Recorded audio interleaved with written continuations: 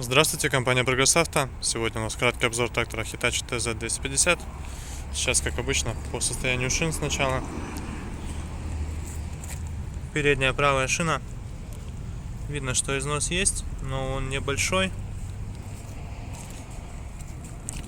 Левая передняя. То же самое. Износ небольшой есть. Присутствуют полумиллиметровые зачатки трещинок.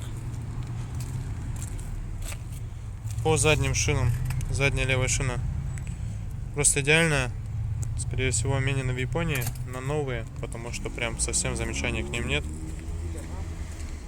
Навесное устройство трехточечное у данного трактора с дополнительным гидроцилиндром, который я сейчас покажу. То есть меняется горизонтальный наклон фрезы, также быстросъем на фрезе имеется, то есть можно его одному человеку спокойно снять. Состояние ножей, смотрите. Ножи абсолютно новые. Со многих краска еще даже не облезла до конца. Ну, очень лохматые ножи. Прям идеально. В комплекте фреза, естественно, с трактором идет. В цену включена. 150 сантиметров она. По правой задней шине, в принципе, то же самое. Износ минимальный.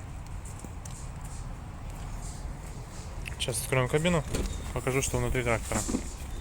Все это автоматически открывается. По внутреннему убранству трактора здесь у нас есть магнитола. Здесь же присутствует блок климат-контроля. Небольшой фонарик.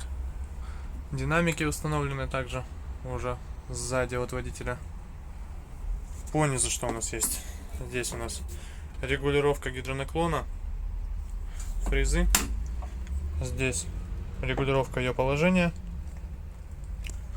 Под ногами у пассажира, как обычно, вал у пассажира, у водителя, вал отбора мощности, блокировка дифференциала и отключаемый полный привод. По левой стороне под руками у водителя основная коробка передач и раздаточная коробка. Также трактор оборудован реверсом, то есть все передачи, работающие вперед, также можно включить и назад. Ручной газ и декомпрессор. По наработке трактор у нас проехал 696 моточасов по Японии. Такая вот у него приборная панель.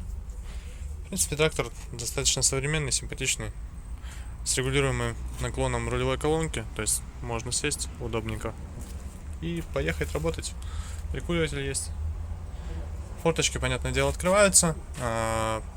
Музыка, все что угодно, все что нужно для того, чтобы просто удобно сесть и поехать работать на хорошем тракторе с хорошей фрезой, с минимальным пробегом по Японии.